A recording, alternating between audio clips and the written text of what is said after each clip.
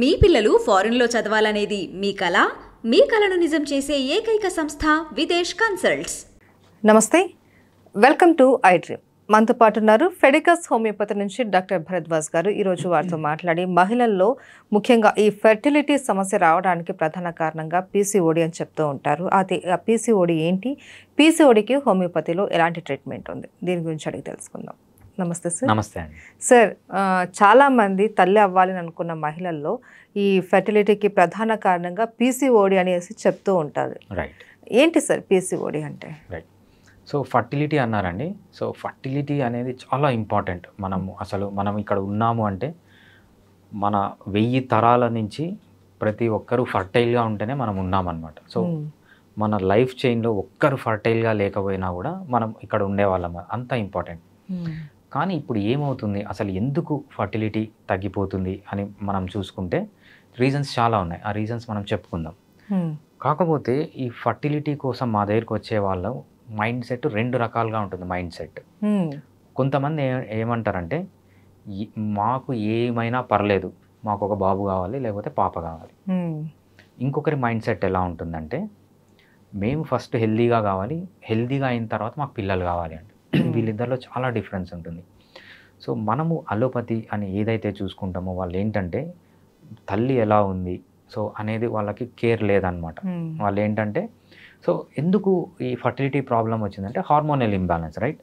Hormonal imbalance వల్లనే fertility problem వచ్చింది. ఎందుకు అనేది రీజన్స్ మనకు అందరికీ తెలుసు. సో ప్రాబ్లం వచ్చినప్పుడు ఏమవుతుంది అంటే ఆల్రెడీ హార్మోనల్ ఇంబ్యాలెన్స్ ఉంది.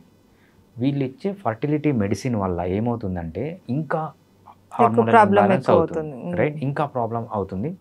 ఎట్లనో ఏదో ఒకటి చేసి పిల్లనైతే పుట్టిస్తారు. ఆ పిల్లలు పుట్టే సమయంలో ఏమవుతుందంటే మా దగ్గరకు ఒక యూఎస్ నుంచి ఒక లేడీ పేషెంట్ వచ్చింది. యూఎస్లో ఉంటారు తను 7 years ట్రీట్మెంట్ తీసుకుంది ఫర్టిలిటీ కోసం. ఎవ్రీ మంత్ ట్రీట్మెంట్ తీసుకునేది. ఫైనల్గా ఒక పాప ఒక బాబు పుట్టారు. ఆమెకి లిస్ట్ ఆఫ్ డిసీజెస్ చూస్తే థైరాయిడ్ ఉంది, పారాథైరాయిడ్ ప్రాబ్లం ఉంది, సోరియాసిస్ వచ్చింది, ఒబేసిటీ వచ్చింది, డయాబెటీస్ వచ్చింది, కిడ్నీ ప్రాబ్లం వచ్చింది. దాదాపు ప్రపంచంలో నార్మల్గా ఎన్ని డిసీజెస్ ఉంటాయి అన్ని డిసీజెస్ ఆమెకు ఉన్నాయి ఈ 7 yearsలో. రైట్. మీకు ఆల్రెడీ హార్మోనల్ ఇంబ్యాలెన్స్ ఉంది. హార్మోనల్ ఇంబ్యాలెన్స్ మళ్ళీ హార్మోన్స్ తీసుకుంటున్నారు, మీకు వచ్చే ప్రాబ్లమ్స్ అది. ఇది ఒక కేటగిరీ అనమాట. ఇదేంటంటే అలోపతిక్ వే ఆఫ్ ట్రీటింగ్. హోమియోపతిలో ఏం చేస్తామంటే ఫస్ట్ హార్మోనల్ ఇంబ్యాలెన్స్ ఏదైతే ఉందో దాన్ని కరెక్ట్ చేయాలి. హోమియోపతి మెడిసిన్స్ ద్వారా మీకు బయట నుంచి మేమేం హార్మోన్స్ ఇవ్వము. మీలో ఏదైతే హార్మోనల్ ఇంబ్యాలెన్స్ ఉందో దాన్ని రెగ్యులేట్ చేయడం వల్ల, దాన్ని రెగ్యులేట్ చేసిన తర్వాత మీరు న్యాచురల్గానే ప్రెగ్నెన్సీకి వెళ్తారనమాట. అది హోమియోపతి చేసేది. కొంతమందికి అంత ఓపిక ఉండదు, అందరికీ షార్ట్ కట్స్ కావాలన్నమాట. ఎవరైతే షార్ట్ కట్స్ కావాలనుకుంటారో వాళ్ళు ఈ పద్ధతిలో వెళ్తారు. ఆమెకి జస్ట్ 40 yearsలో ఇన్ని ప్రాబ్లమ్స్ ఉన్నాయి. పుట్టిన పిల్లలు బాగున్నారా అంటే వాళ్ళు కూడా ప్రాబ్లమే అనమాట. ఒకరికి కంటి చూపు సరిగ్గా లేదు, ఒకరికి చిన్నప్పుడే సోరియాసిస్, ఒకరికి చెవులు వినపడకుండా సర్జరీ అయింది.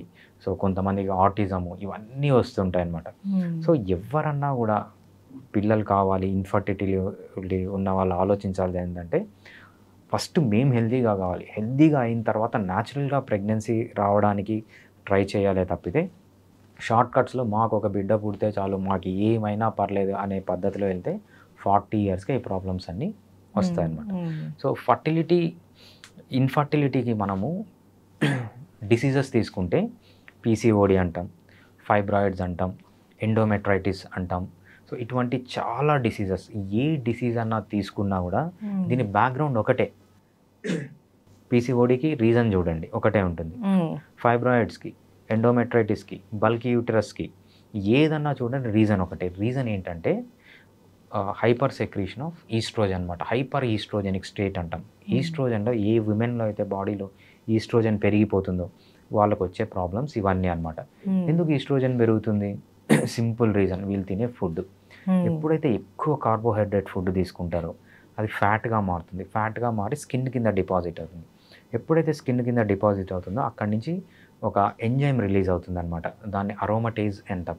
ఈ అరోమటేజ్ ఎంజైమ్ పని ఏంటంటే వేరే హార్మోన్స్ని ఈస్ట్రోజన్గా మార్చడం. సో టెస్టోస్టిరాన్ ఉంటుంది, టెస్టోస్టిరాన్ ఈస్ట్రోజన్గా మారుస్తుంది. ప్రొజెస్ట్రాన్ ఉంటుంది, ఈస్ట్రోజన్గా మారుస్తుంది.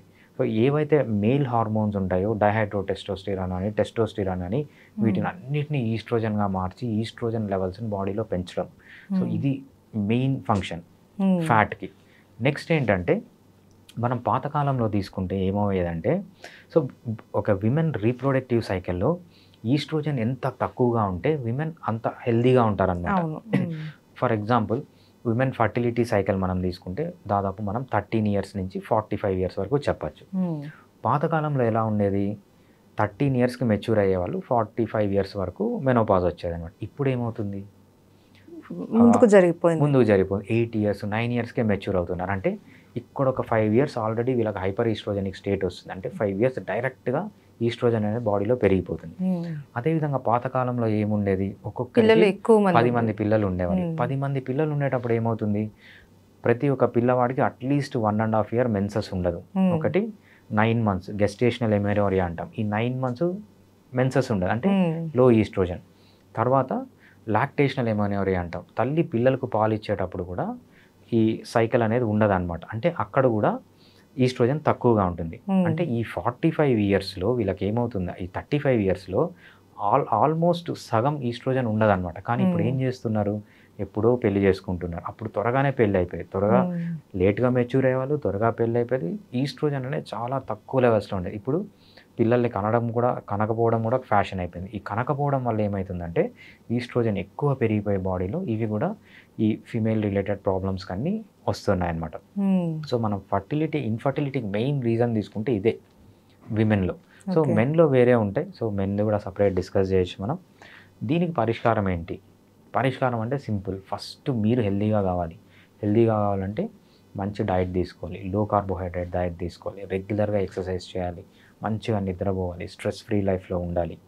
దాంతోపాటు హోమియోపతి ట్రీట్మెంట్ తీసుకుంటే ఏమవుతుందంటే, హోమియోపతిలో మీకు ఎటువంటి సైడ్ ఎఫెక్ట్ కూడా లేకుండా ఎండోమెట్రైటిస్ అంటాము, ఫైబ్రాయిడ్ అంటాము, లేకపోతే పీసీఓడి అంటాము, బల్క్ యూటరస్ అంటాము, చాలా ఈజీగా వితౌట్ సైడ్ ఎఫెక్ట్స్ తగ్గుతాయి అన్నమాట. మనం హోమియోపతిలో హార్మోన్స్ ఇవ్వడం, ఉన్న హార్మోన్స్ని రెగ్యులేట్ చేస్తాం అంతే తప్పితే బయట నుంచి మీకు ఏమి ఇవ్వమన్నమాట. అందుకు హోమియోపతి చాలా సేఫ్. మన దగ్గర వచ్చే పేషెంట్స్ రెండే క్వశ్చన్స్ అడుగుతాను, ఒకటే క్వశ్చన్ అడుగుతాను, మీరు షార్ట్ కట్లో పిల్లలు కావాలి అంటే వెళ్ళిపోండి, అలోపతికి వెళ్ళిపోండి, పిల్లలు పుడతారు. బట్ పిల్లలకి ఈ ప్రాబ్లమ్స్ వస్తాయి, మీకు ఈ ప్రాబ్లమ్స్ ఉంటే 40 years కంతా మీ లైఫ్ అయిపోతుంది. లేదు, నేను చెప్పినట్టు డైట్ పాటించి, నేను చెప్పినట్టు నిద్రపోయి ఎక్సర్సైజ్ చేసి హోమియోపతి మెడిసిన్స్ వాడితే టైం పడుతుంది. 1 year పట్టచ్చు, 2 years పట్టచ్చు. కానీ సక్సెస్ రేట్, మీరు హెల్దీగా ఉంటారు, పిల్లలు హెల్దీగా ఉంటారు. వాళ్ళకి ఆప్షన్ ఇచ్చినప్పుడు ఏమవుతుందంటే 95% ఆఫ్ ది విమెన్ ఏమంటారంటే మేము ఈ ఆప్షనే సెలెక్ట్ చేసుకుంటాం. 5% ఆఫ్ ది విమెన్ సెలెక్ట్ చేసుకోరు. ఎందుకంటే వాళ్ళ ఆల్రెడీ ప్రెషర్ ఉండొచ్చు, ఫ్యామిలీ ప్రెషర్.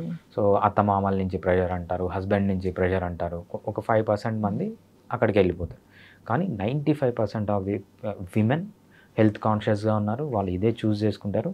చాలా సక్సెస్ఫుల్ కేసెస్ మన దగ్గర ఫర్టిలిటీలో హోమియోపతిలో ఉన్నాయి. అయితే వాట్ ఎవర్ ఇన్ఫర్టిలిటీకి ఏ రీజన్ అయినా మీరు చెప్పినట్లు ఏదైనా కావచ్చు, మనం హోమియోపతి ట్రీట్మెంట్ అనేది ఎంత లాంగ్ టైం తీసుకోవాల్సి వస్తుంది అంటే అందులో కూడా మనము ఈ స్టేజెస్ ఏమైనా ఉంటాయా?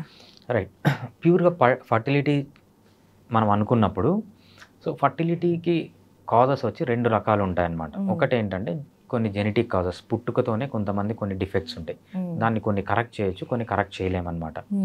ఒకటి మన చేతులారా చేసుకున్న ప్రాబ్లం, మన చేతులారా ఏం చేసుకున్నాం, ఇదే హైపర్ ఈస్ట్రోజెనిక్ స్టేట్.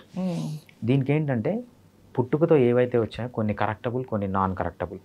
100 మందిలో మాకు వచ్చే కేసెస్లో 100 మందిలో 5% మందే వాళ్ళు, ఇంకా 95% మంది చేతులారా చేసుకున్న వాళ్ళు.